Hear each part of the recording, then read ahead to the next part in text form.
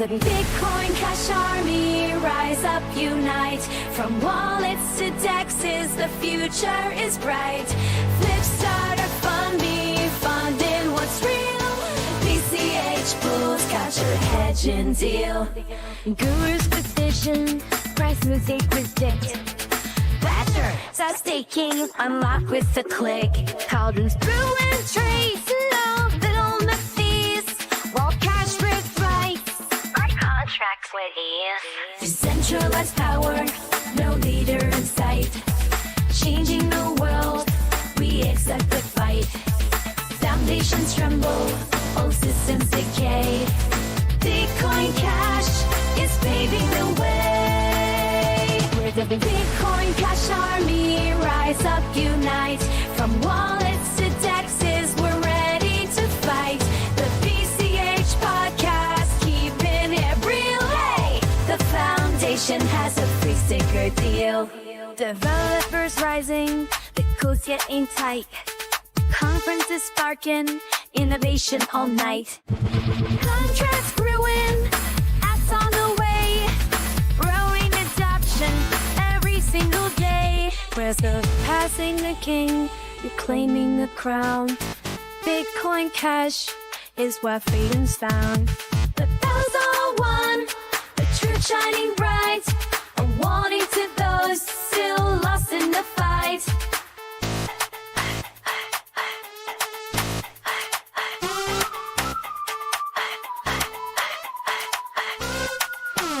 Get on board, or be consumed by the blight.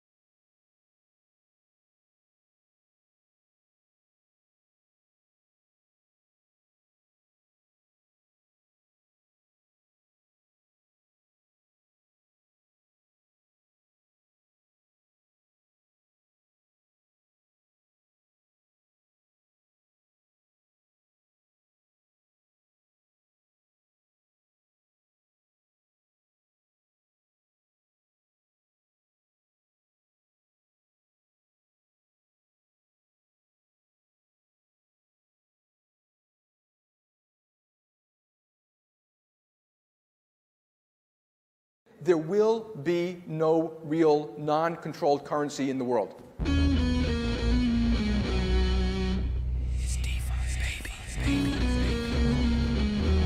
coming for you, banks. Listening to different podcasts, like in a whole different reality, which they think completely different things about Bitcoin. They have got my money in their banking system. I should be able to access it, right? Apple is live. There's a good number of fucking, like, pretty smart Bcashers.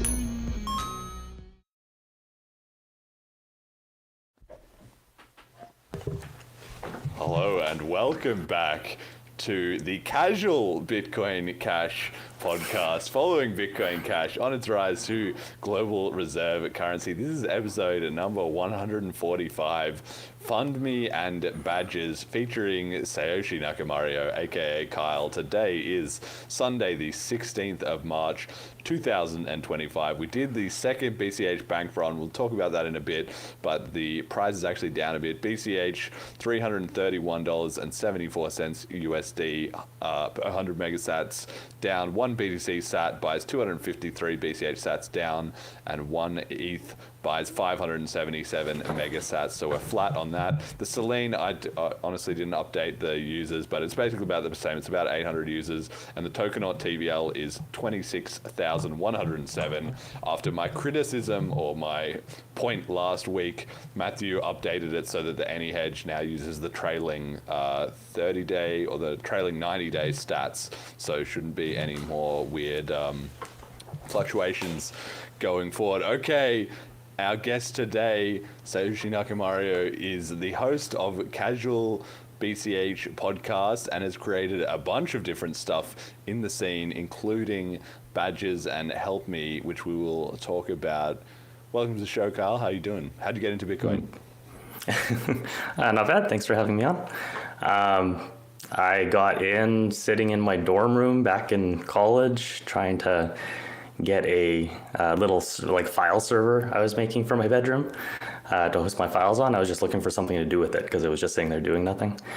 And this was like mid 2010, and then just kind of stumbling upon, like, I think it was like Slashdot was in like an article on there or something, and then finding this thing, downloading the software, and having no idea what it was basically. And then, I remember specifically syncing up the blockchain. It got to 54%. I don't see coins. I'm supposed to get coins. I don't know what's happening. And it's like, okay, well, delete the software. I don't know. Forget about it for like 2 months. Go back to it later. And it's, just ever since then, it's kind of been slowly learning about it. So it's kind of the typical, which is like, you kind of don't really get it for a couple years. Or a lot of people, and then you go back and then you start learning. It's like, oh, this is actually a thing, and how does this work? Read the white paper. Oh, okay, it makes sense. And then it's just ever since then, just kind of been like super interested in like the technical and economic side of Bitcoin, and the drastic changes it could have on society, just based off like that side of it. So. So you said you were like a bit intermittently involved there. Did you follow it all really through the block size wars and everything? Were you, involved then? Were you taking a position, big blocks is the way, or were you not as involved? What was the story there? I was definitely keeping tabs on things at the beginning, but as the years progressed, I started getting more obsessed, basically. And I was I wasn't involved in the community besides lurking and making a couple random comments here and there, because to me it was very intimidating because I wasn't in coding at all. And most of the people in Bitcoin then were coders or something related to that. And this is like a very big thing. And I was just intimidated by it. So I just kind of watched and learned. But as it got to like 2016 and started heating up, I definitely started getting more involved, and I started posting a massive amount. Which is kind of funny because I am fairly positive you and I interacted on Reddit quite a bit because you were very active. Oh yeah. So just, it's same name? Interesting. Nakamario? No, different name. Okay, all right. The secret identity, yeah, it's possible. It's probable, actually, yeah. Well, because you were Shibinator, right? Yeah. I posted tons. In fact, we've got the 150th episode going to be coming up soon, right? And I have somebody dug up an archive of like the posts, a lot of my posts before they were all sort of censored and deleted and so forth, right? So I need to go back and double check that. But I think it might be kind of cool if we did an episode where we looked at because I remember making posts that would be like, in 10 years this is how it'll be, or like that kind of stuff. And I wonder if it would hold up today, or sort of my explanations of how Bitcoin is and was and everything. I honestly think if people listen to that, they would find a lot in common. They would be like, wait, he's saying the same stuff today that he basically was. Exactly. Yeah.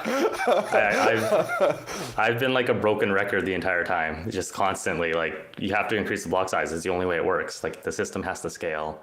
You need people to use it. That's why people get into it, because it's a cheap service that does what you want. It just makes sense.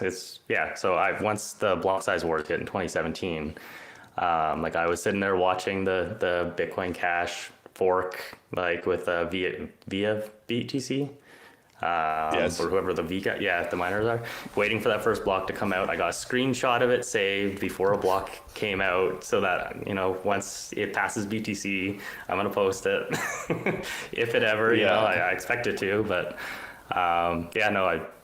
ever since the fork, I went BCH. I gave it like another month and a half after BCH came out, or I guess BCC at the time. And once Segwit 2x blew up, I threw in the towel. And I understand a lot of the BTC, a lot of the BTC maxis, it's like they're really stuck. They're stuck with BTC, and it hurts to abandon it. And like it's like you've given up. It's like something's died, like this thing you believed in.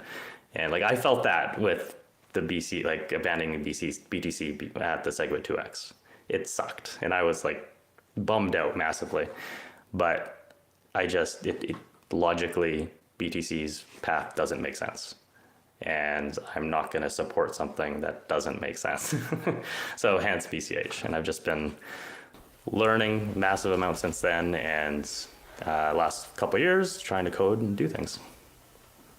Yeah, well, I mean, that sort of cognitive dissonance is a part of it, but there's also really an emotional connection that people have to Bitcoin, especially people who got into it early and were involved for many years, right, before this became a split and something. And that's why it's all been so traumatic. And you can see that we have so many people that come on this show who were involved at that time and who say that, like, very few, I think some people more than others, some people were kind of like at the time of the split were like, this is not working, like we got to get out of here, we got to get moving. And then some people were more kind of like, oh well, maybe we can fix it, maybe it all will come to will come to good stuff. Or at the time as well, because there was so much debate about, like, some people were like, it's being hijacked, this is the attack, it's happening right now, and they were in sort of panic or crisis mode, and actually correctly so, right? But then some people were more kind of like, look, everybody just needs to get on the same page, we're not used to doing this, things will work out for the better, cooler heads will prevail, maybe we just need to have the right conference or get the right people in the same room, or whatever, right? So I mean, I probably was more on the side of feeling like we're under attack, just because of that. The censorship on the Reddit was just so insane. I was like, this is absolutely crazy. This makes no sense. And now I completely understand it. Right now, I'm just like, okay, well, we had that, and then later on we had coronavirus, and the government has been way ahead of the game on censoring social media and shutting down everyone and so forth. But at the time, I was like, couldn't handle it. I was like, I've never seen anything like this. I've never even heard of anything like this. It doesn't even make sense at all. The ongoing tax was just constant, and that's kind of why I stopped Reddit and abandoned those accounts. Was I just got tired of it. It was like every single day, just constant bombardments, and you can only put up with that so much. And at the end of the day, the way I justified it is it's just kind of, I see the benefit in having the discussions online like that, because if you don't have any sort of pushback, then that's the only narrative then. So having pushback is good, but I think, like, I was one of the people that was doing the pushing in the early days and constantly replying to things nonstop and making gigantic paragraphs. But once I saw people start posting that I didn't recognize, that almost kind of pushed me out a little bit, because I was just getting tired of it. And it's much easier to, or it's much more worth your time to actually build things and do things versus just post on social media. So that's kind of where I felt like my effort would be better spent anyways. To follow up though, it's like, so I kind of missed the train at the beginning of BTC, of Bitcoin. And then I kind of missed it when Ethereum came out, because I didn't jump into Ethereum. Because it's this random new thing. I don't know about it. It seems complicated. Again, I'm not a coder at all, so... It did seem like a total scam at the time, by the way. This is something that people need to understand. Like, this is like back in the day, you had Bitcoin, right? You had a whole bunch of these small, tiny coins that nobody had ever heard of. And then Vitalik, who nobody knew anything about, and like a couple of guys were like, we're going to make this foundation for our new coin that we've pre-mined whatever it was 30% of, everybody was like, this is a fucking scam. Like that is about as scammy as you could get. That was part of the reason I was like hesitant about it, because they had all these pre-mined coins. So I didn't delve into it very much, didn't understand it. I mean, nothing existed. Like it was the first for like smart contracts and stuff. So, and those didn't get rolling right away. So like I feel like I missed that train, which is why I'm so bullish on BCH now, even being in like the position we're at, lower on the market compared like relatively, but just because of like the smart contract capability with cash tokens and everything, like it's just everything seems possible now. It seems like a new version of Ethereum that's coming out, and people haven't grasped what it can do because it's UTXO and it has low fees and it can scale. Like this is kind of that first instance of it in the network, and I'm not missing the train. I am not missing it this time. I'm going all in. So yes, yeah, well, and I feel the same way, right? That's why it's so ironic, sometimes things happen for a reason, right? Like the same way as you, like, okay, I dumped all my BTC at the split because I was like, there's no way people can't figure this out. But then between the fact that the hijacking was incredibly effective and the fact that some of the guys on the other side, they just didn't get it, and they still don't.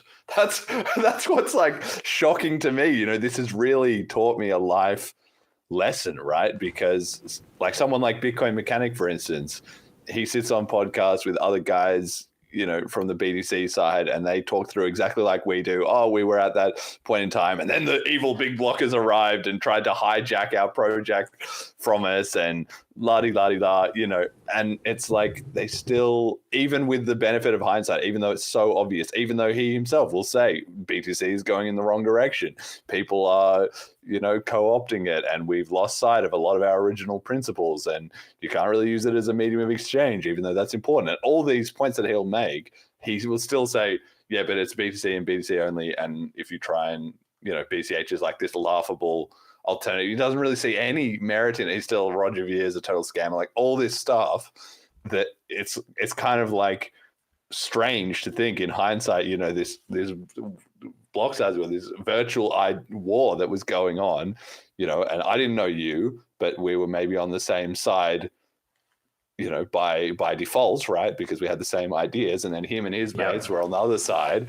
And then it's like the balance was essentially tipped by the censorship and hijacking, or at least that's the way it certainly feels to us. And the funny thing is that then they don't even necessarily recognize that much, like I have heard mechanics say recently, he's more recently, I don't know, in the last year or something, he said like, I think I kind of undervalued how the big blockers felt with all the censorship and et cetera, et cetera. So in hindsight, but even those many years of hindsight, he was able to give that a little bit of credence, but you can't kind of see it, in retrospect, right? Like the damage is done. You can't change it. You can't change it now. So I think it's just fascinating that we've now come to this point in history where I'm more aware of a lot of them, and they're possibly more aware of me and like of you, and all this, stuff has all played out from this kind of strange conflict that we all had anonymously online, 10 years ago, right? But I think it's kind of go on. I was just gonna say that a lot of the especially early BCHers are from those early days, and we were used to people, pointing and screaming and laughing, Bitcoin, what's this thing? It's a scam. It's never gonna work. You can't accept it anywhere back in like 2012, 13, 14.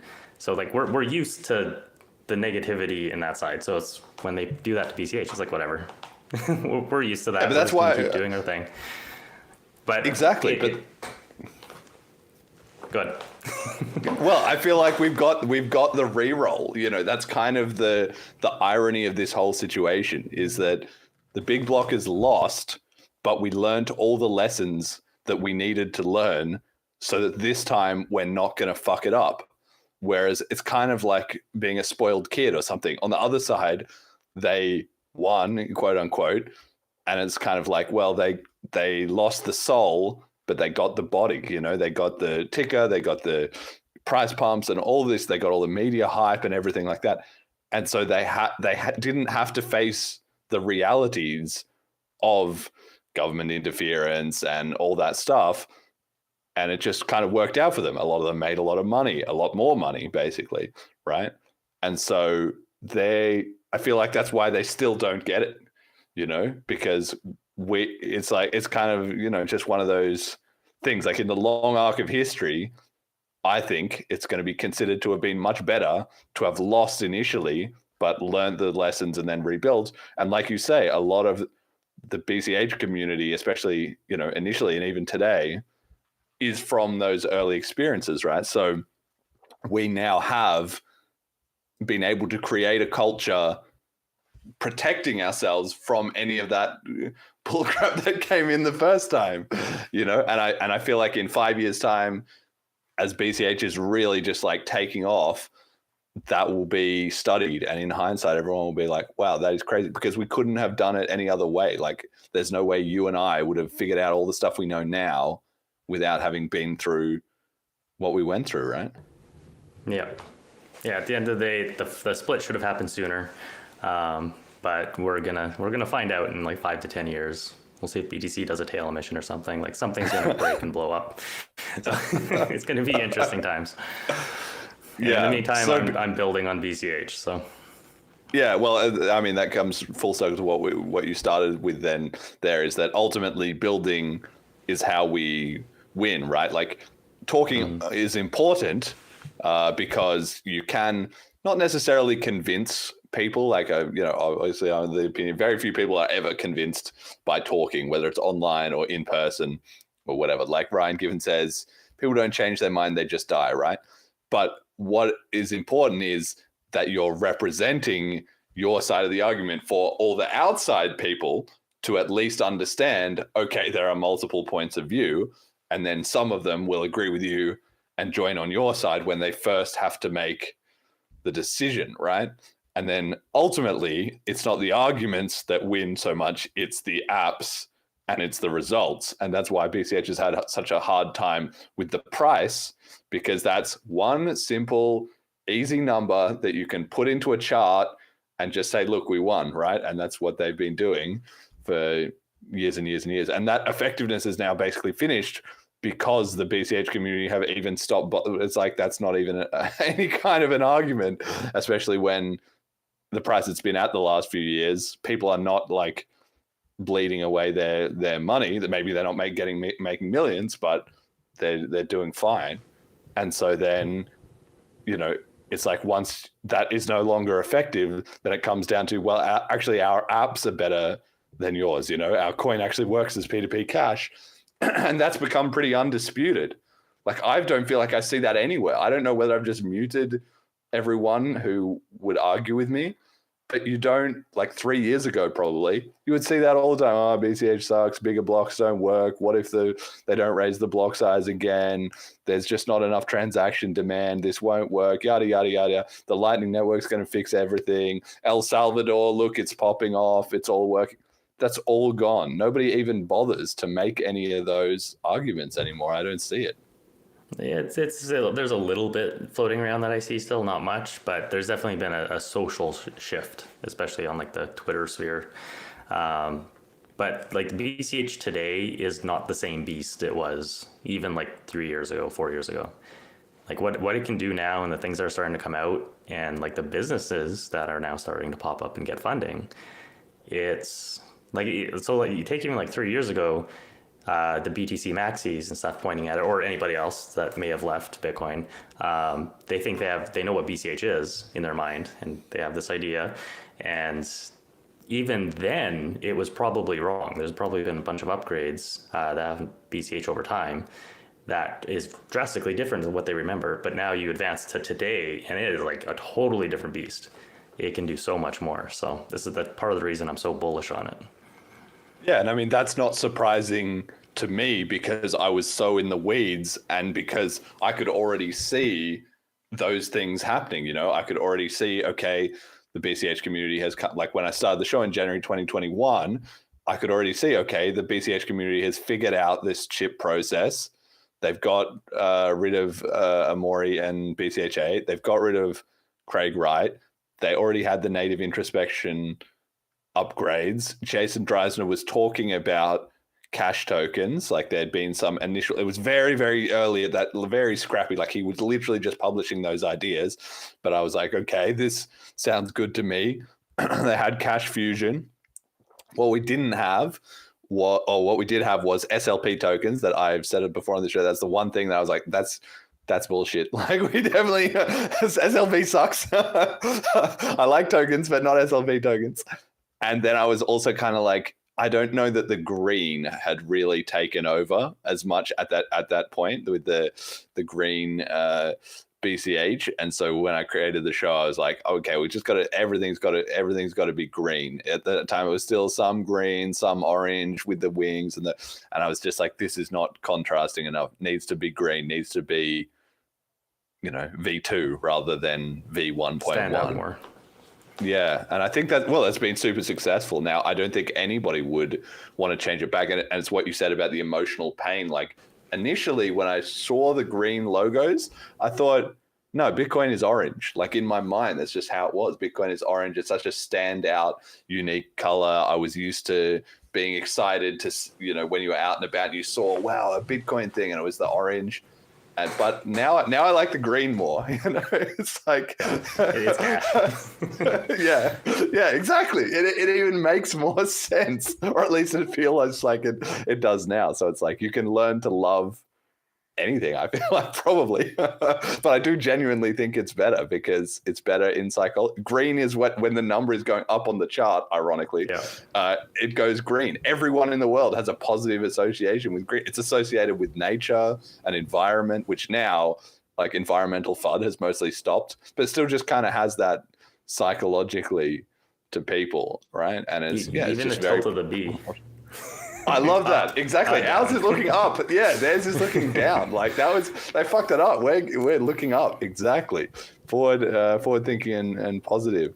So like you said, I mean, the change has been huge in the last 3 or 4 years. Do you want to dive into that a little bit more? Like specifically, is it just the yearly upgrades, or you think it's more than that? I mean, from my view, I'm looking at more from like the code side and the capability. So probably the upgrades have had the biggest impact.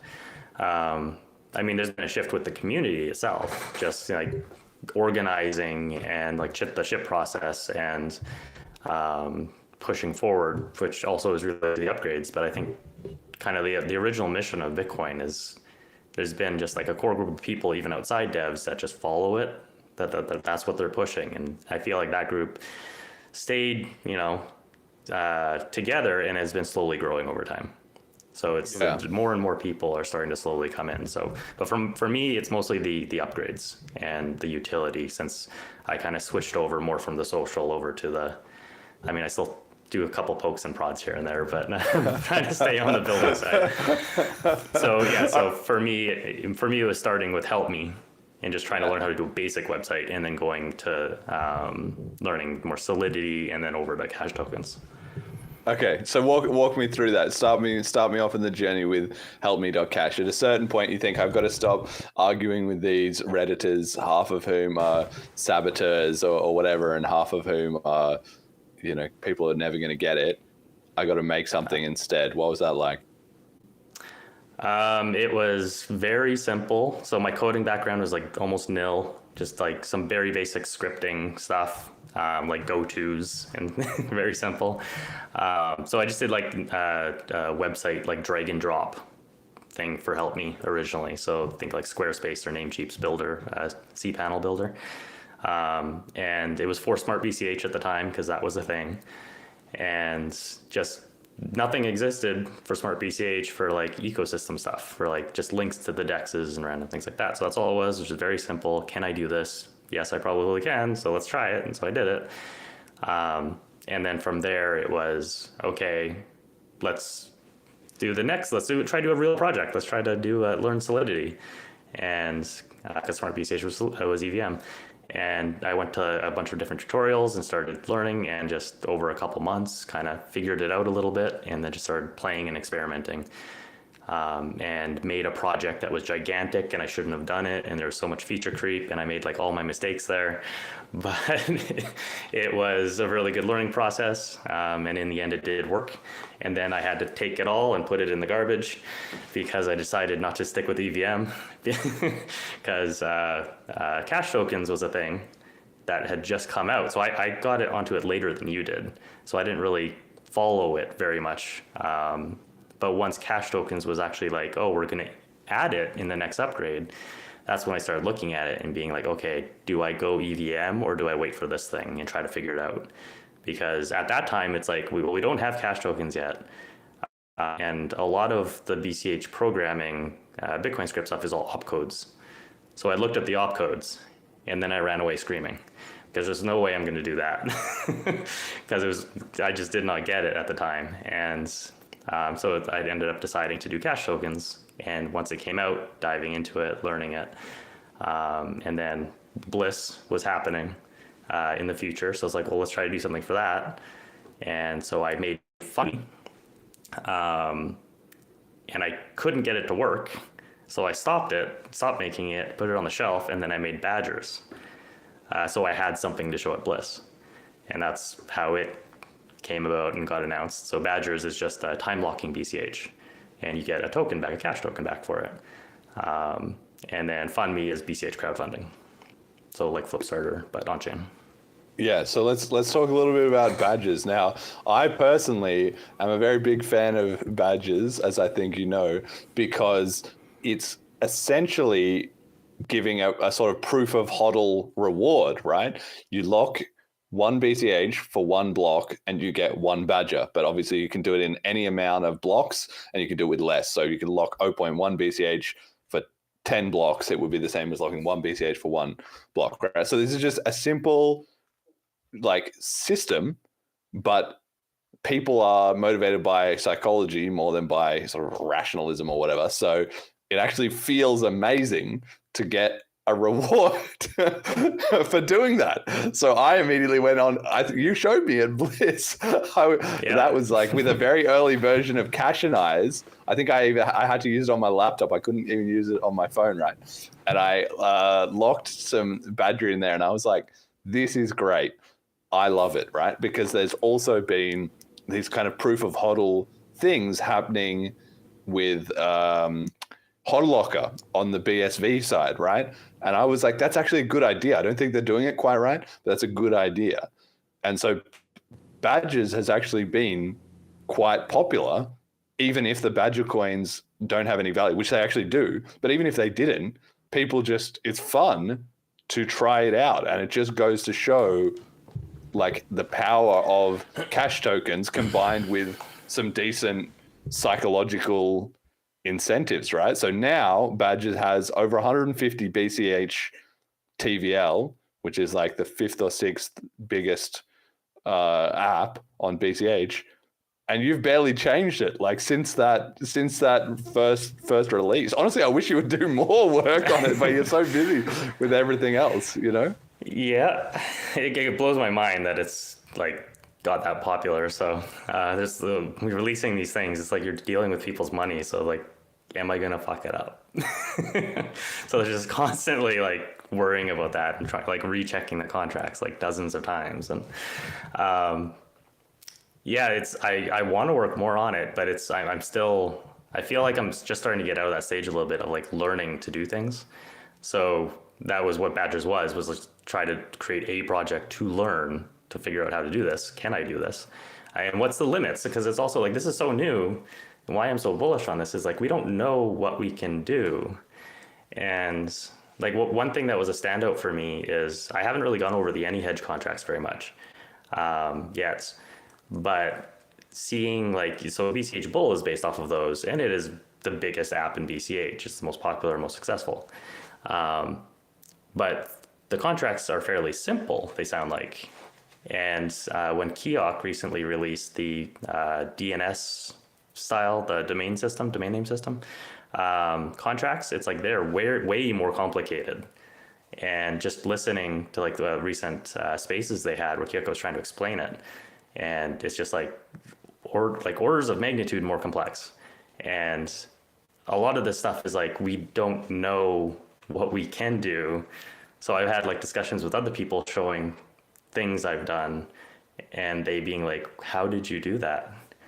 It's like, oh, I had this thing, I just do it this way. And they're like, oh, that makes sense. Okay. So it's just,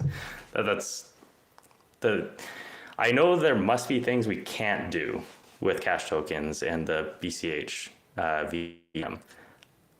I'm not sure what those are.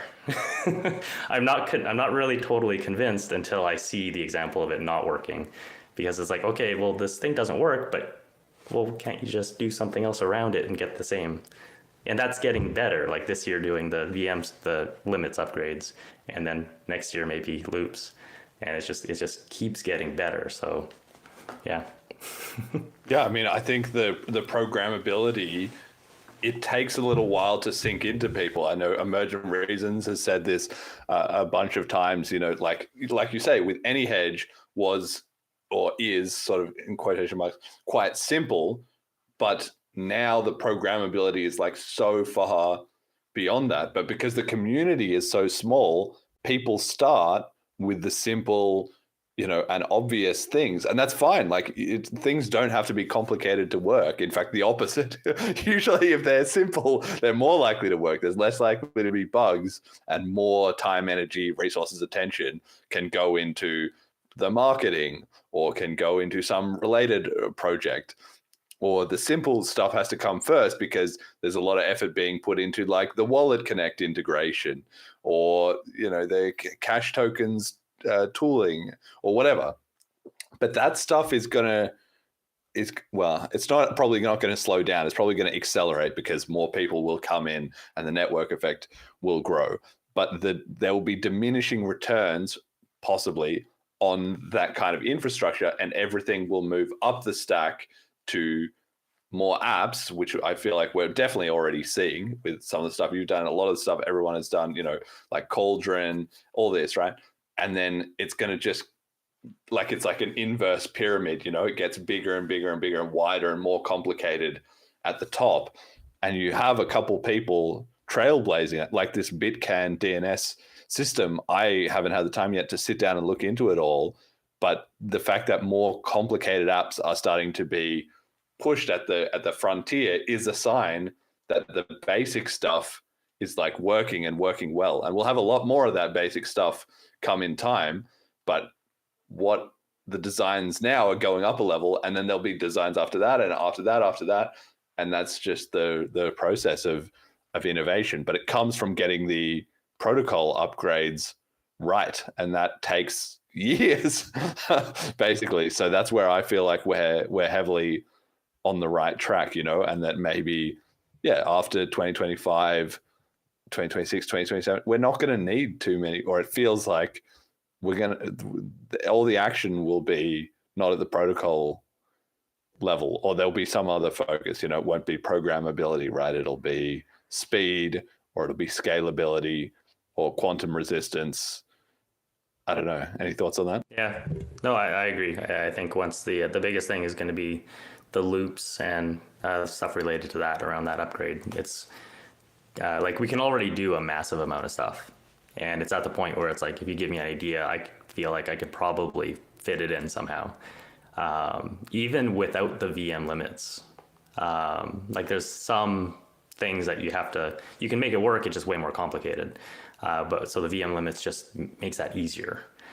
So it's not necessarily adding a lot of new utility. I guess it depends what you're talking about. This can slide down really fast, but I totally agree in that sense. To answer the actual questions on the slide, I guess, is there any use for badgers in the future? I want to work on it. I want to add it into games and do stuff like that. And I have like some skeletons made already, but there's always more important feeling things for me to focus on. And there's so many things that need to get built and done, and business ideas, and it's just a matter of time. So it's just trying to pick the ones I feel would be the most important, which is kind of like Badgers was just me learning the initial. FundMe was kind of like I wanted to, like, the ecosystem needs it. Like Flipstarter is good. It's good that we have it, but having an on-chain one would be better because it could have a lot more utility added into it, more than it has now. So like expanding FundMe is also something that I'm looking to do. Yeah, we'll get on to FundMe in a second, but just firstly, tell me a bit more with the badges, right? So for people who don't know, actually, the inspiration, I guess, for the design and everything, badges, it comes from this meme, Bitcoin is the honey badger of money, right? And honey badgers are these like small animals that just do not give a shit about it. There's so many great YouTube videos of like honey badger versus 2 lions or something, and the lions are like 10x bigger, and the honey badger has them backing off because it's so aggressive and so unwilling to be sort of psychologically defeated. So the Bitcoin community originally was like, Bitcoin's the honey badger of money, and that meme is still much more prevalent on the BTC side than on the BCH side, but it's still there a bit. Like it's in the podcast intro, for instance. There's a slide about Bitcoin's the honey badger of money on a sign. So was that also part of your inspiration? Because I feel like these early apps have to add a lot to the sort of the culture and the design side as much as the programming side, because okay, if we've got the best engineering tools, nobody cares. That's not going to move the needle at all. You need to have it in an attractive, interesting presentation to get outside interest, even from other engineers. Even engineers who can appreciate all the, bits and bobs still like it to look nice and be, oh, what's this? Check that out, right? So how did you come up with the inspiration for the look here? So if I remember correctly, so going back a little bit, the EVM project I did was called Fog of War, and it had a token, the Fog token, and you could use that to buy NFTs. So I wanted to kind of like replicate the stuff I was doing on EVM on cash tokens, but I wanted to take it a step farther and see if I could like make it do something. So I decided I would try to make a token that I would give to people somehow, and use it as a discount to NFT, which is what badgers can be used for right now. And so I decided first I was going to do an NFT, like a typical 10,000 series NFT, because that's everywhere in EVM world. So let's try doing that on cash tokens. So I decided badger because of the Bitcoin meme. I remember that old Bitcoin meme, and just it seemed like a natural NFT for BCH, so why not go for that? And so I started looking around for, I wanted to do like a pixel style, and while looking online, it's like random image search. It's like, oh look, here's this random honey badger pixel like Bitcoin thing, and it's like, oh, it's a BTC series. This is an ordinals project or something. So look at that, and it's like, oh, their CC0 license or whatever, like you're allowed to take the art. It's like, okay, yoink. And then I spent like a week like editing and adding and removing things and doing that. And then it's like, okay, well, I have a this badger, honey badger NFT series. I need a website to go with it and a token. Well, it's got to be a badger token. It just makes sense. So, and it's BCH, so let's go green. And it's go to AI, give me some honey badger icons, and it's like in some iteration. It's like, oh, here we go, done. Okay. So you just kind of use the tools that you got and you just go with it. Yeah, I think AI has absolutely, like, this is not a hot take or anything, but it has absolutely massively increased the ability for one person essentially to knock together an MVP. Like, I even think when I did the tweets for the BCH Bank Run, I just have that picture of that guy with his like grinning face as he's running out of the bank. I couldn't make an image like that, but it just took me about 2 minutes to come up with something. Yeah, like you said, iterate through 1 or 2 versions and just generate a bunch of them until I was like, no, that's kind of close enough to what I was looking for. Boom. And that's already so much more engaging and visually appealing just off that. And it's not free exactly, but it's close to free. Like, this is not a technology that came out and then it was super expensive and then the cost dropped. It's like in 1 or 2 years, it's gone from basically affordable anyway, like the price of a Netflix subscription, to close to free. So there's not really any excuse, and any one person can just leverage it for all their design and graphical needs and your coding needs and everything. It's really, really changing the game. I know I heard you have talked a lot about using AI and how much easier it would have been with learning all this stuff if you'd had that to begin with, right? Do you have any thoughts on that? What about these memes that the new coders are all going to suck because they just use AI, so they don't actually know how to code? I understand the sentiment, but I mean, if they suck because they're using AI, they probably would have sucked as a normal programmer in some sense as well. Like, I spent like the first 2 years learning before AI blew up, like before it was really a thing. So I was doing it like the old school way, I guess, and doing tutorials and having to search for things. Like, who does that nowadays, kind of? But when the AI thing came out, the amount of stuff you can do is just like massive. It's gigantic. I would say the biggest thing, if you actually wanted to get into this and use it and learn, is don't let the AI take control of your projects. Don't let it put the code, insert the code, delete the code.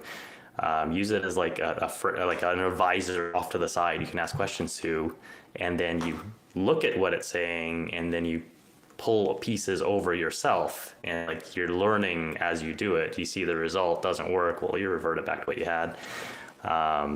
The biggest thing is just don't let it actually into your files and change the files, which it seems like a lot of people are doing, and then something breaks and then they're not sure how to fix it, and then it's more about just assisting you to learn rather than doing the code. It's like that scene from Silicon Valley where Guilfoyle's AI is tasked with fixing all of the bugs in the software, and so it just deletes the whole repository. Yeah, you do have to be careful with how it's used. Like, I mean, I have found I was not the first one onto the AI thing. I'm sure I've said on this show, right, that I'm a bit skeptical on it. And I still am. You know, I think that people who are over the top, like, oh, this is going to change everything. Like, well, yeah, but it's going to change everything in the way of like, we got 140 characters with Twitter instead of flying cars. You know, it's like, we're going to get way better and way more efficient software, and anybody to be able to make up designs and Hollywood level movies. We're going to get that. We're not going to get super intelligent, you know, beings from another planet from the machine that are going to take over humanity, iRobot style, right? So, I mean, I think, you know, there's a range of opinions on that. But basically, in my experience as well with using it for coding specifically, and I've been trying to practice that a little bit more or use it a little bit more, it's what you said. If I ask it something and I just say, hey, can you just, what's the problem here? Then it will say to me, oh, look, here's the problem. And probably about 70% of the time, I think it's right. And then its fix probably works 85 to 90% of the time. But then the rest of the time, it's very self-confident. Like, it says to you, oh, here's the problem. And you're like, no, that's not it. But I know that that's not it. And I say, okay, that's not it. And then it says, well, maybe it's this. And then sometimes it gets right, sometimes it's not. But if you don't have the background knowledge and stuff, if you just accept whatever the AI says every time, when it gets it wrong, yeah, you go from very quickly from like, okay, it's all working to like, wow, I've just added in like 5 bugs because I just ported in a bunch of code. Now it's all screwed, yeah. Yeah, and that's why you need to look at what it's actually doing and try to follow it a little bit. And once you get to the point where you can start correcting it and noticing the errors, that's when you know you're doing some actual decent learning. So yeah, and definitely and it also does weird things. Like I have some console debugging logs in there, and it just takes them out without. I'm like, this is not related to. It's like trying to take out different stuff. No, leave that there. That was good. You have to be. It's a tricky bastard. Yeah, you have to be careful with it. And with cash tokens, like, it's not fully in the loop yet with cash tokens and BCH. So you got to distrust it even more. But like, AI is going to, like, it's already impacting like developer jobs. Like, there's fewer developers being hired because existing ones can be more productive and stuff like that. But this area, I feel like it's still kind of untapped a little bit. So it's a little, I don't know for how long, but I could say it's a little bit safer as like a career area, I guess.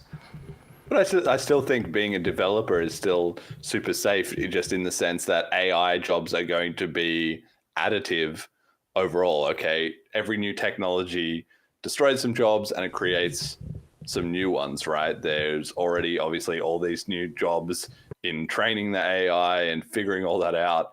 And even if the existing developers get more efficient, that just means that people can do more projects. Basically, maybe we'll just see a change in the size of engineering teams will shrink on average, right? So maybe it's more common to have teams of 2 to 5 engineers than it is now, which is already not uncommon. Like to say, like small engineering teams are already all over the place, but maybe AI will just push that average closer to that smaller end of the spectrum, and you'll just have more people, I don't know, in another part of the company or doing a different company. Maybe we'll be able to do more products and services faster. Like I'm not really too worried that, oh no, everything's going to be replaced by AI, now influencing. It's going to free up more people to come pick up the diamonds that are just scattered around on BCH land waiting for somebody to pick them up. Exactly. There's so much opportunity there. That's literally all we need is more and more people. I mean, on that topic, do you think it's working? Like you said before, you feel like, okay, the small hardcore persisted through the split, persisted through 2 more splits, kept the lights on, the community turned the corner, now it's started growing. Is that gonna be slowly then suddenly, or how are we looking with the growth, especially this last 1 year compared to the years before? Are you noticing it? What's the deal? I mean, I think it just comes down to the utility that's available. So I feel like since last Bliss, it's kind of been, people have been cooking and some little things have been starting to come out. And I'm hoping that there's going to be a number of announcements at Bliss of major projects. I expect hopefully. So, yes. And it's just going to start getting more eyes over time. And to me, it's just all around the utility. So it's like you look at something Solana and they got like tons of random little stuff going on because they have throughput and actually able to like push transactions through. And it's just, you need a couple of those things. And I think you said this a bunch. You just need one of those like hit apps, viral apps, and then all of a sudden things will start picking up. So I think we're in the stage of the apps are just starting to be cooked up and hopefully released, or maybe over the next year, we might get a lot more utility. And it should just naturally start drawing more eyes at that point. I mean, I feel like it is. I've said before on the show, and I'm always keeping an eye on it. I can tell because I notice people who are like not regular contributors isn't quite the right word, right? But if you're in a Telegram channel and you see someone join and it's a spam bot and they make some comment and they get banned, okay, that's nothing. But if you see somebody who joins and who says, hey guys, I'm kind of new to BCH, but I've been playing around with it. I just have a quick question about this one thing. Somebody answers them, they write back, they get an answer, they think, oh, okay, cool, thanks guys. And then they go silent. And then a couple of weeks later, you see that same person pop up, maybe in a different channel, who's like, oh, I've just got a question, this time it's about tech, or this time it's, in the podcast channel, the latest episode, something about, that kind of thing. And you see that person in a couple of different places, a couple of different questions over time. And then before you know it, they're announcing, hey guys, I'm thinking about making this project that's going to be kind of like this, right? And I see new people like that popping up at a fairly good rate. And I also don't see, at least especially now in 2025, existing projects are working and people who are loving BCH are loving it. I don't think people are leaving. There's no drama. There's nobody trying to do anything. It's like we're all aligned. So everybody's helping each other. And that's a good environment for growth, right? Yeah, I've seen a small trickle of devs coming in, random new people. So I definitely echo that. So I think we're like in the early adopter stage of like the developers. So people Got are out starting of to slowly innovators. trickle in. Yeah. And I mean, there are some companies coming up and they're getting backing behind them and funding. So that is an elevation. Things are starting to go up in terms of interest and funding and backing. So I just think we're at the early adopter stage. Yeah, and I mean, a lot of people join. It's a virtuous cycle, obviously, right? But a lot of people are going to join the scene if we can offer them a job, right? People need money. So when you get out of the stage of like, that's the problem with BCH. Everything's melting down, even like the CoinFlex disaster. Like people have lost money. Everyone's kind of in a mess, just keeping the lights on with the existing projects, etc. That's all stabilized. And then as long as things are still going well, before you know it, people have a little extra cash. And then they're like, well, maybe we can pay for some advertising. And suddenly that brings in a few new people. Or maybe we have a job that we've got to hire. So we just quietly hired somebody who probably was already kind of in the scene. But now that person is working full-time on BCH. And then things go a little bit better. And then you have a little bit more money. Like that's the fastest way to convince somebody. Nobody's going to say, oh, I hate BCH so much that I don't want a job. Like people who need jobs, they need jobs. they will take, are you going to pay me? Yes. Okay. I'm on board. Bam. And that's, I feel like where we're going to find the next critical mass over the next year or two. It's not going to be some sudden awakening by so many people. Oh, wow, the hijacking and I've been fooled or I'm giving up meme coins on Solana to come to BCH. That's not going to happen. I don't think. It's probably just going to be, we just hire a few more good people, because that's the other thing about hiring. You're not going to hire idiots. You're going to hire good, high productivity people. And then, like you said, more projects start, and then the hype starts when the price goes up, basically. Yep.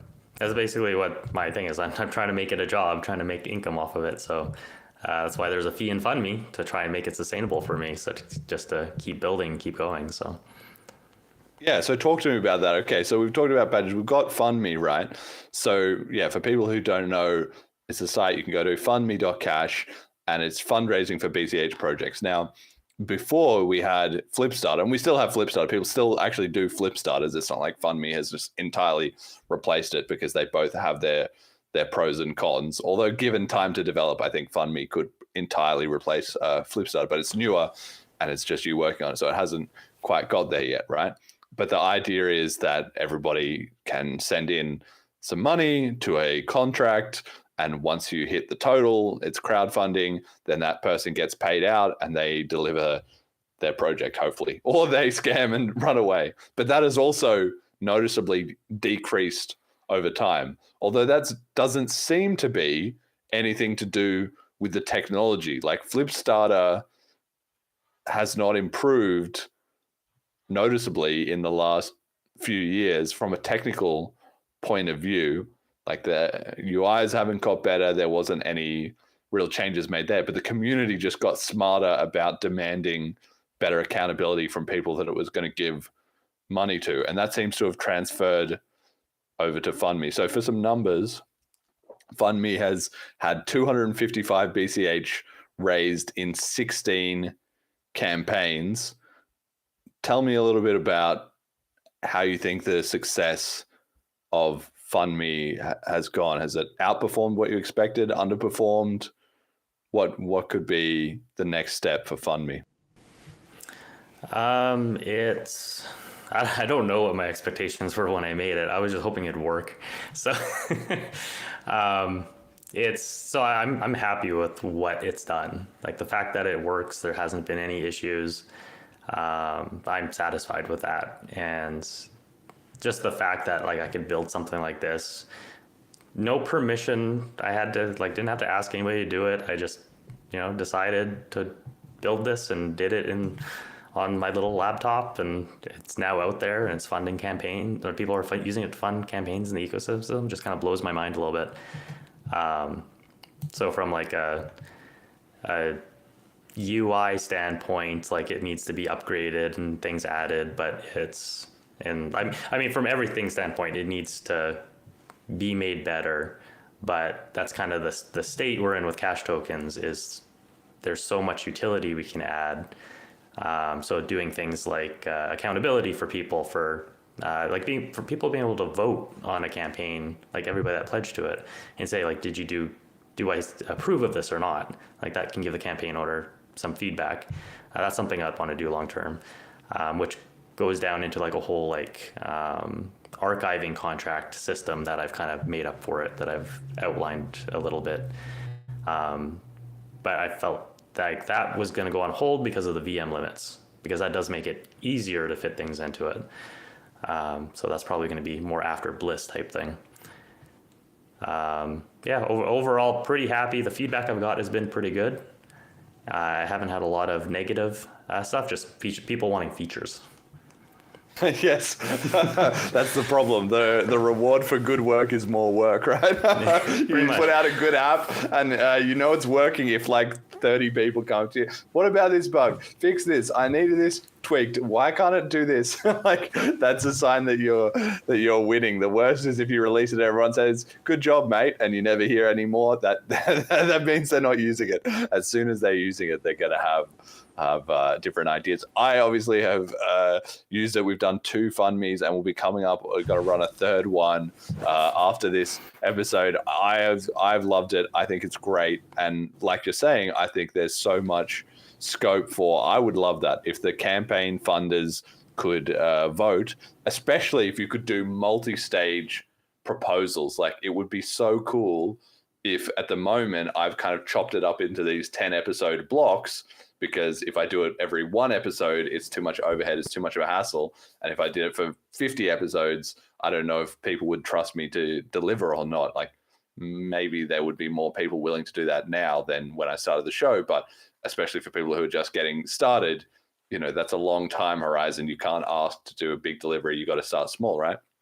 So it would be awesome if I could say, okay, here's the next 50 episodes, but it's in 5 blocks and people just contribute and it fills up the first block and then the second block and the third block and the fourth block and the fifth block. And then people can vote on the first block as I'm putting out the episodes. And then if I get a certain percentage of votes from the contributors and maybe weighted by the amount they contributed or something like that, then it puts you over the threshold and you get into the second block and you unlock that. And then like that kind of thing would be so powerful, because then new people coming to the community could have a very big, ambitious idea, but present it as something small. That's something I've noticed on the social side, is that a lot of people say, hey guys, I want to fund this kind of thing. And they have a really huge, cool idea, which is awesome because they've got a big vision, but then it can be hard to step them through like, all right, I love this vision, but nobody's going to give you 1,000 BCH to launch your thing tomorrow when you've just showed up to this Telegram channel today, right? You're going to need to do something for like 1 BCH, which is like make a website explaining your idea or something very simple. And even though it's already possible to do that, they can just write it up on a Word document. Here's stage 1, here's stage 2, here's stage 3, etc., and then publish it and do it in blocks. That's just still too, it's just too complicated. We need to lower that barrier of entry. If it was just all on one form that you could be like stage 1, stage 2, stage 3, it would help people get into that mindset. And I think it would also be motivating for new contributors to see existing people like maybe like my show or like the BCH Foundation or something who had these huge goals and see like, oh, ding, they'd already checked off a few of the boxes and they'd escalated up the tiers. I think then people would say like, wow, you really can make it work. You just have to do the work and you have to present it in ways that the community can build trust with you as you deliver over time, right? I just think that would be absolutely huge. So I don't know how long until we get that feature. I'll see if I can fit in tomorrow, No, that's kind of like entirely one of the thought processes we went through trying to think about like how we could upgrade it. We being me and my wife. And another one that I think I was the one I actually started like wireframing out how contracts would work was just being able to do a campaign and kind of so right now it's like you say what you want, and then technically you can have stretch goals and say like, if I get 150%, I'll do this. If I get 200%, I'll do this, because it allows you to go over 100% in donations. But what we did before, the other thing we thought of was doing like modules. So it's like, there's these 10 things that I want to do in BCH, but they're all separate, or maybe 2 of them are linked or whatever, and these 3 are linked. But I'm just going to do like all of them. Here you go. Here's these 10 things. And people that donate can like pick what they want to donate to. And so it's like, I won't get funded unless like 4 modules get pledged up to full. And maybe it can go higher than that, but like it's those 4. So then people can actually pick what they want the money to go to. And then if something isn't working, people can pull it back and put it on something else that they want or whatever. So that was like one of the like small incremental upgrades to the cash starter contracts I was looking at doing first potentially. But it's kind of like any system that you can think of, you can do it. That's kind of the exciting thing, is that it's the world is your oyster type thing, however you want to do it. Yeah, well, I mean, I think that's where, you got to kind of start with the ideal version and work backwards. Because to me, it seems like, and maybe there's even a better system than this, I just can't think of it. But in my mind, the ideal situation would be, I have my wallet, right, with some BCH on it, and I can go in like my Selene app, I can go on a tab, which is called funding, and then there's all the proposals there, and I can either go, okay, Sayoshi, I can either click on him and just say, type in an amount and send, boom, and that's done. It just goes into whatever your sort of next top priority is, or the thing most likely to be completed, by default. Or I can tap one more in and then, like you said, see a whole menu, and I want to fund each of these different things. But I can also then scroll back in the history and see your previous ones, when they got funded, who funded them, what the outcome was, links to sort of the proof that it was delivered, and maybe commentary, maybe the votes from the holders afterwards. So I can check up on your history of delivering. And then you would also want to be able to aggregate that, because it would be so awesome if you could go and there was like 5 donation addresses that was like, engineering, marketing and promotion, I don't know, whatever, physical meetups and conferences, nodes and protocol, mining infrastructure or something. And you could just send money into that, and then that would automatically allocate it to things in that category that had the most proof of work and whatever. So literally then the community is just voting with their money on like, what do we need more of? And the money just goes there, because that's always how an economy works. But because we have BCH, which can be done anonymously, instantly, basically for free, anywhere, the problem is the information flow, right? People don't necessarily know, especially if they're new to the community, or if they're like a huge whale and they don't have time to read up on 10,000 different things. That's just such a barrier to entry. Whereas if they could just go, okay, BCH is looking good, but I think they need more privacy improvements. Let me just dump a bunch of money in here. Then we have essentially created like a kind of decentralized foundation. Like part of the reason some of these other coins do so well is because they have somebody who can at least figure out, okay, here's a strategy. We're going to put it cash here, cash here, cash here, and cash here. And that happens in BCH, but it just happens very messily. But if we made that very efficient and easy to use, I think the payoff would just be enormous. Right? So this has been in the back of my mind for a very long time, and this is the BCH DAO stuff that I've been thinking of. And yes. FundMe was like the first step towards that. So I do have like some basic contracts started and laid out a little bit to do DAO stuff like that, where it's like you don't know what the ecosystem needs. You just have, maybe you're an app, maybe you're running a DEX in the future type thing, and you just want to siphon away a tiny bit of money to fund BCH in general into like a ecosystem fund. And then that ecosystem fund can vote on where the funds go. And so in my mind, that was like at a basic level, it could have been like a FundMe campaign for something. And this ecosystem DAO can put money on the FundMe campaign. And that was just like my very early thoughts about how this would work. I mean, in this vein, Keok has just announced the BCH DAO contracts, which I haven't looked at yet. But if he has something that works and it works well and it gets popular, I'm very happy about that. And then maybe I might not do a DAO and I can free up time to do something else. Maybe I still will. I don't know. So, also speaking on the FundMe and Celine. So I'm actually just started working with Jerry in Toronto with the opt-in wallet, and just starting to plug it in there, so you can just kind of like how Paytaka does with any hedge, where you can just go into Paytaka and do a contract. So I want to throw that into a wallet and see how it does. And so far it's going very good, and you quickly throw it in, like it doesn't take much. It's almost just like another web app. So throw it in, and then in theory, that was kind of my vision in the long term, was that FundMe is a website, but there's no reason it has to be on the website. It can be on different apps, because it's the contracts on the chain that are actually controlling all the money. You just need to be able to talk to it.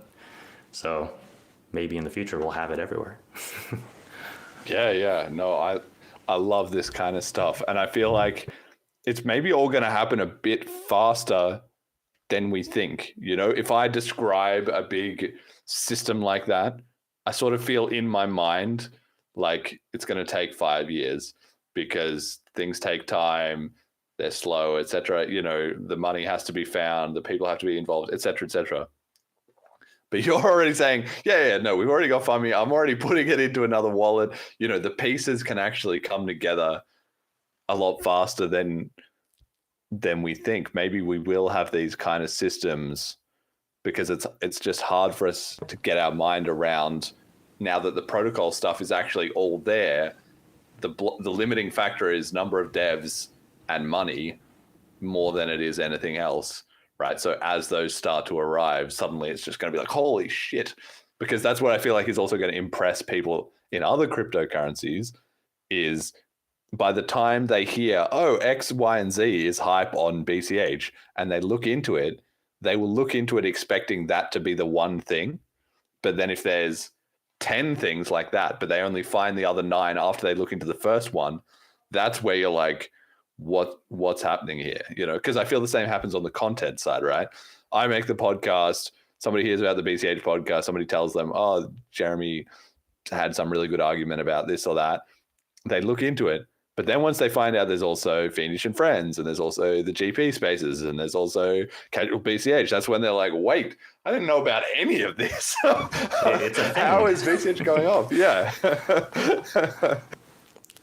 Yeah, I think it's going to just give it a little more time to cook, I think. But like the bugs.cash thing, the little game that was released, like that could be thrown on a phone, like integrated in as well.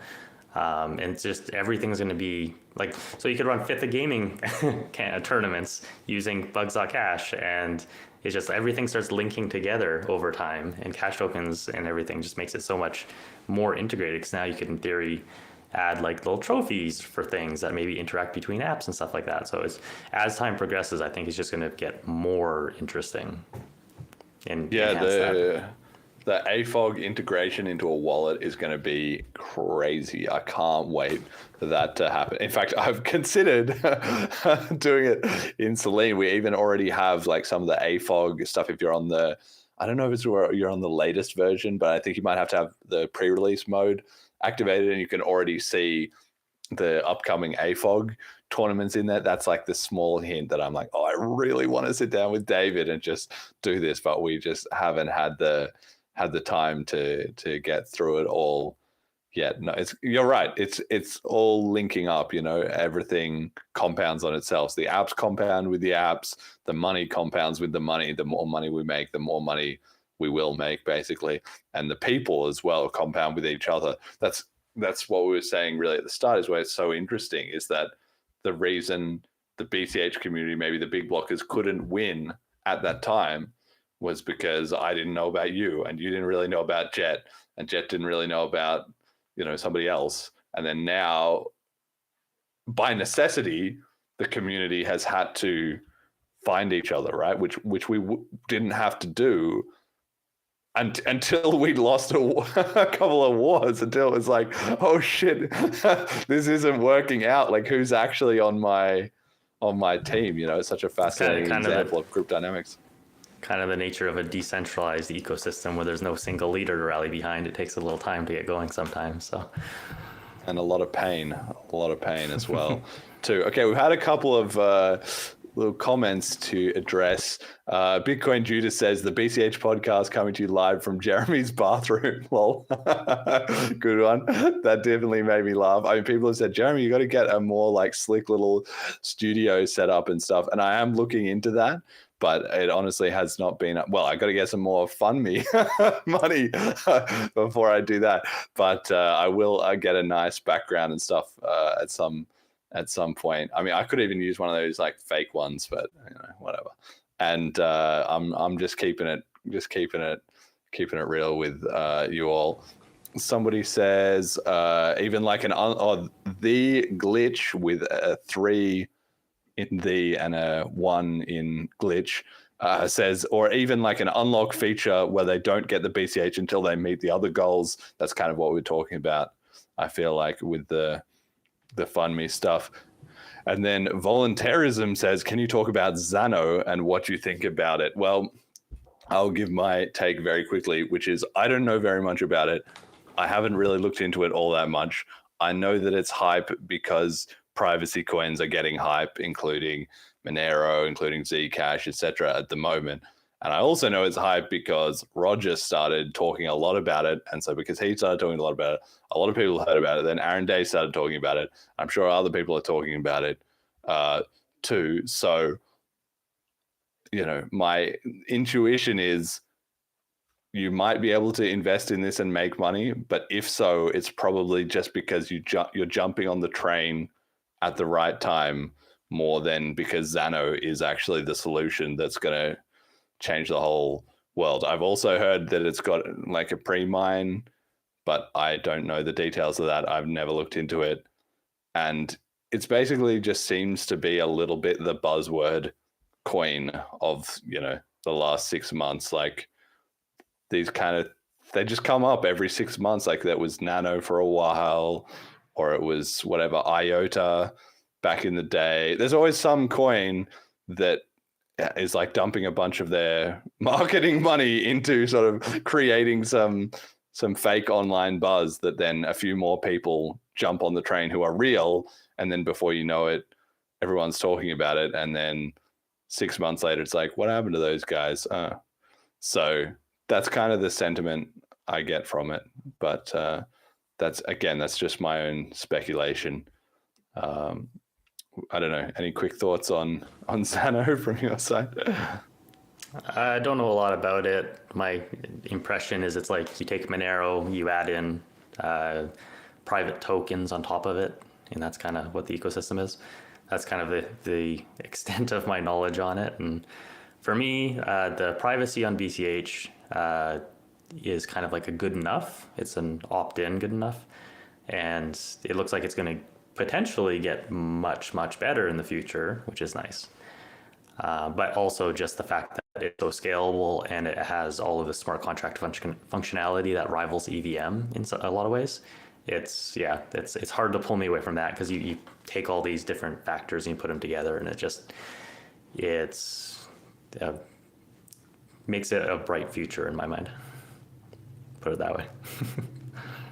Yeah, that's where I feel like, the same thing. I feel like a lot of these privacy coins and etc. Even like privacy tokens, because once the BCH stuff gets rolling with that, we already have cash tokens. It will all just fit together with that. In fact, it will probably be using different cash token solutions that the privacy stuff is then built. And I'm just not worried about any competition from any privacy focused coin, because I feel like the optimal design in 3 to 5 years time will probably be exactly how the BCH community is doing it, which is have a super scalable, super expressive native token integrated chain with all the math limits and so forth.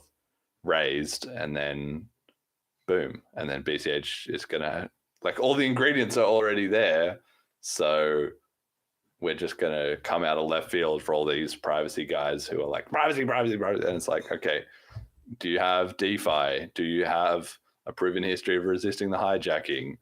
Do you have a generally, organic decentralized community? Do you have integration on all the exchanges, which is a big failing point for a lot of the privacy coins? So I don't know. There you go. That's just my take. But I'm sure some people are hype about Zano. Good for them. Okay. One other thing that you're involved in is the Casual BCH podcast that you did actually fairly consistently during the Smart BCH days. I feel like it was somewhat themed around that. And then it dropped off the radar, and then you put out a recent episode, the comeback, the return.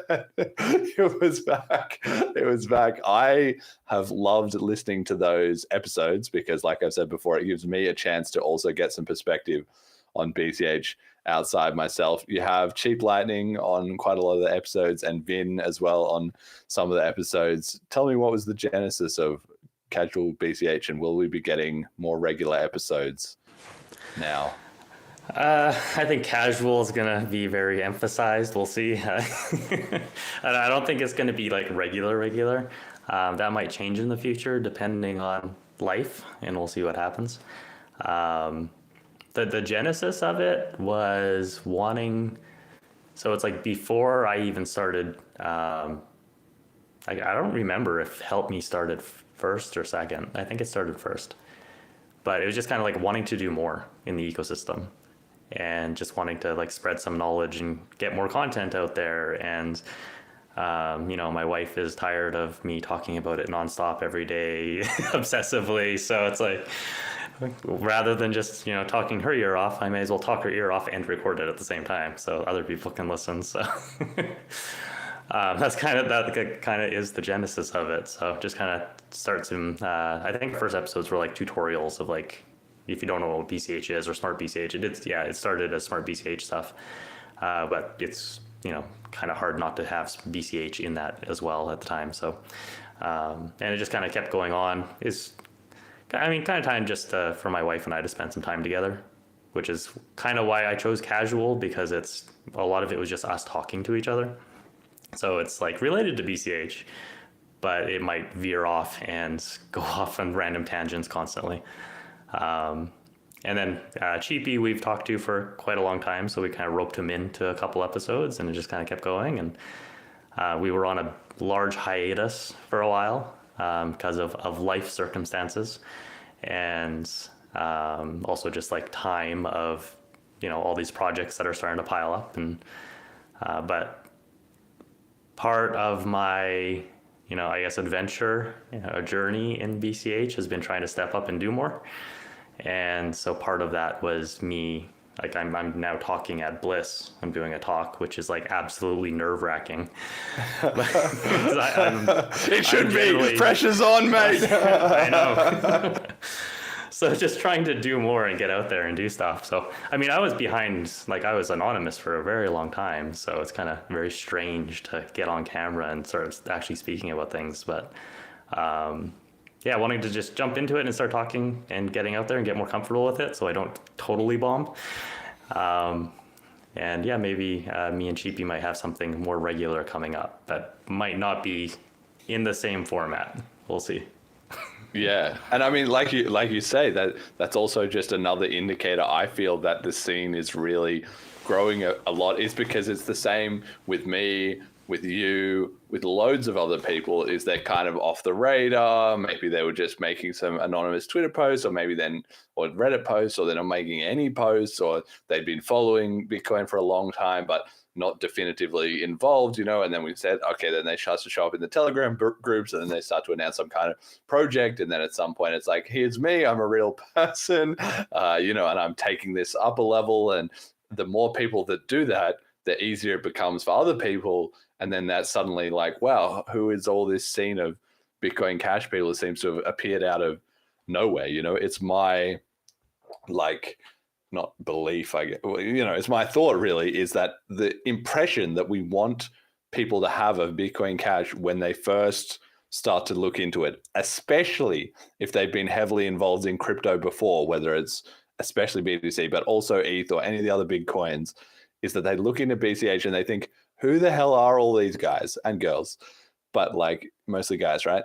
Who is this? I want them to look at the podcast and see 10 or 20 episodes of the most recent ones and think, I don't know any of these guests. What are all these people so excited about? Where did they all come from, right? Because if I have 1 or 2 episodes with people who are, quote unquote, like more known in the crypto world, then that's good. But I don't really spend a lot of time going out of my way to try and find those people and get them on the show and have the same guests that appear on any other sort of industry show. Firstly, because most of those people, some of them, there's exceptions, but most of them don't really follow BCH or have any idea what's going on. So it's not as relevant to my listeners. But also, secondly, it's because we don't need those people. It needs to be the community talking amongst itself. And then we have so many high quality contributors that I don't really struggle. It's like at the rate that people pop up and start producing cool projects and stuff is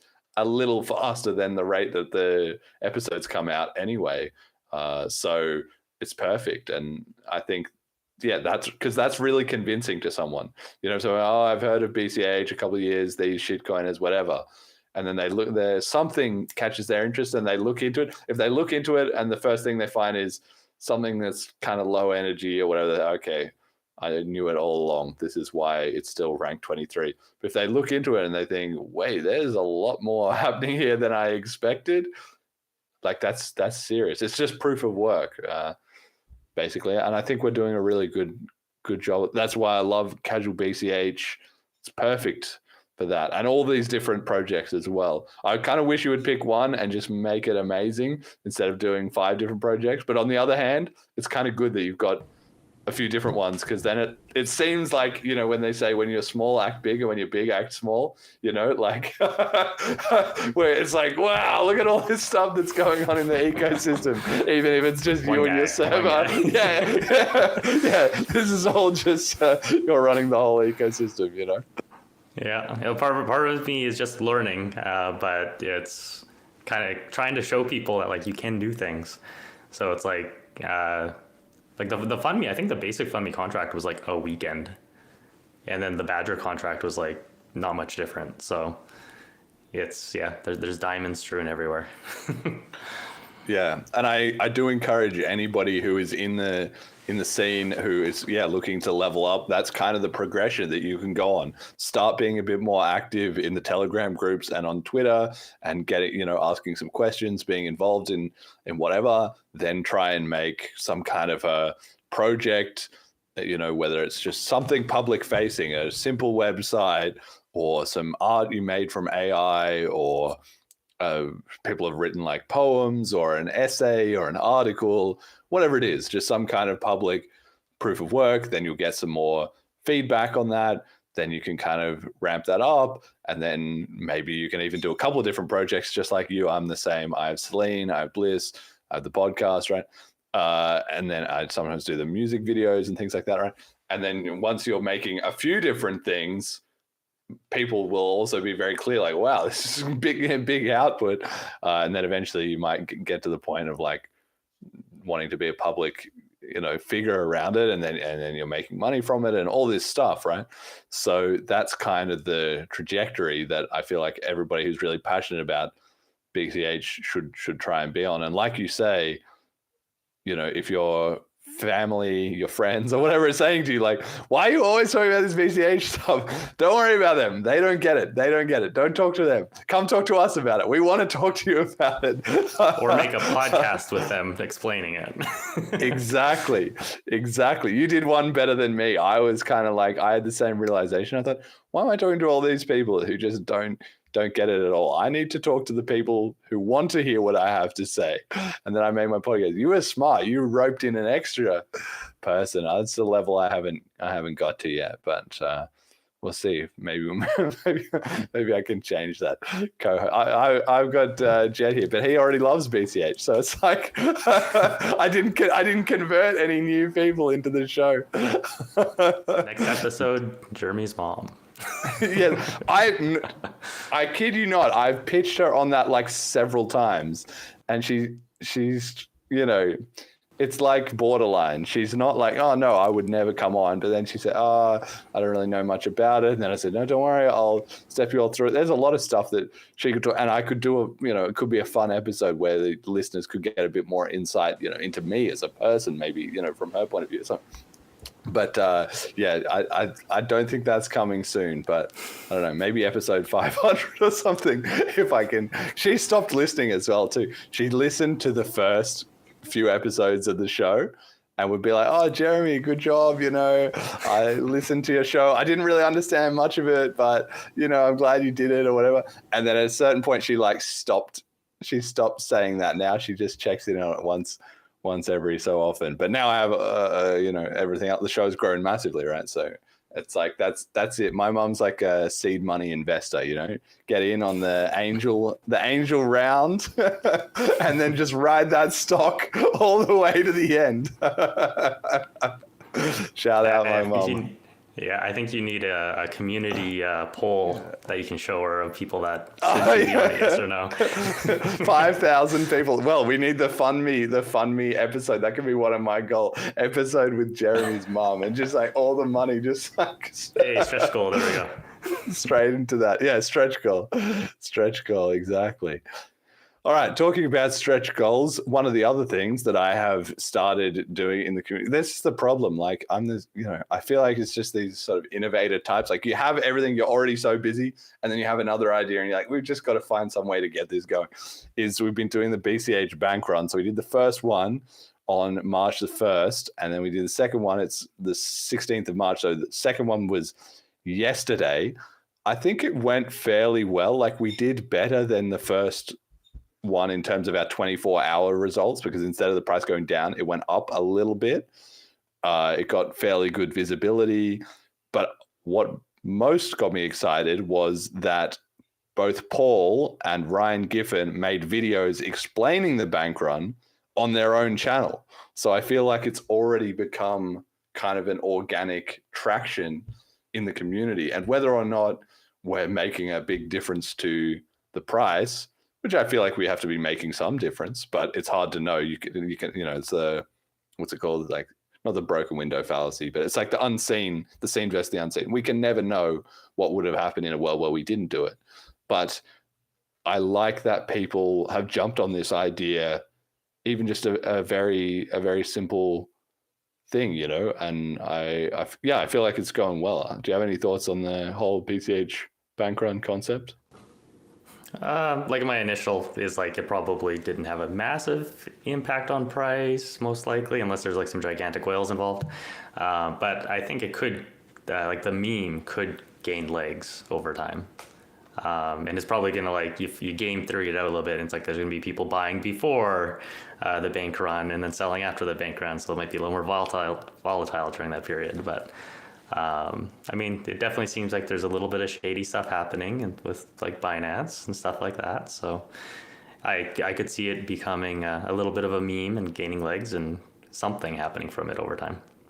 Yeah, well, that's kind of what we've been seeing so far. Was already a couple of people started trying to ask, like, people in the industry who know people who work at exchanges and stuff, like Joel was talking about on the last episode, would this piss off the exchanges, because basically their money comes from being like a fractional reserve, essentially, or at the very least doing all the kind of loans or staking or repurposing the money or whatever, then probably not fully solvent. But I feel like if the BCH community becomes known as a pain in the ass of the exchanges because everybody's constantly withdrawing their coins to self-custody, that would be insane marketing. Like, that's the kind of story that the rest of crypto would pick up on and say, holy crap, what are these guys doing? Like, they're actually, practicing what they preach kind of thing, especially as BTC gets more and more custodial and captured over time, and I feel like it would be unlikely if we got pushback from the exchanges, because what they can do is if they have a bit of short funds, well, maybe they just reallocate from being short, BCH to being short kind of a bit of everything else instead, because they know the BCH community are going to be there like demanding and withdrawing those coins, right? So I feel like there's no loss, even though I've said it's bad to get delisted. I'm not hoping that we get delisted, but if we got delisted because they started complaining like, oh, the BCH community keep withdrawing all their coins, that would be a W for us, right? Yeah, I find, unless they're being extremely shady, it's like if you're buying a coin off of them and withdrawing, like they're making money, the exchange, yes. Like that's part of their business model at a core level. So exactly, it would be strange if they were upset by that. Yeah, exactly. Like the shady one, that's it. And I feel like it would expose the shady people in the industry faster than the legitimate ones. So it's just a perfect litmus test. And it's like it's the thing that we have control over, and it's just living up to the crypto values in general. So I don't know. To me, I think it seems to be going really well. And I like that the community has seemed to organically jump on it. I've seen a lot of people talking about it, making their own tweets about it. Now they're doing their own videos. I can't wait for somebody to find a way to make it gamified with a new cash token or with pump BCH, pump.cash, or some cooler graphics than what I've done. Like, whatever you guys can do, I would love some help on this one. It's very simple, at 1st and 15th. Because I'm about at the limits of what I can deliver on this sort of project. But even just getting the word out there seems to have been great, and it should snowball over time too, because once somebody knows that it's always going to be the 1st and 15th, even if they don't hear about it the next time, they already know, right? So should go well in that regard, I think. Okay, we kind of already mentioned a little bit about the chips. I don't know if you have any further thoughts on any of that stuff. You kind of sounded in favor of loops. What about op eval and pay to script, especially as you've been more in the weeds with the dev stuff? Is that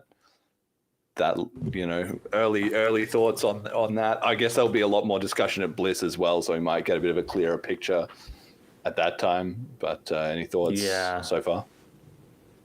I'd be reserving my judgment. Like, this is a little too deep for me at a technical level, unless I sat down with it for a while. But just the idea of getting like loops would be gigantic. But technically, that looks like pros and cons.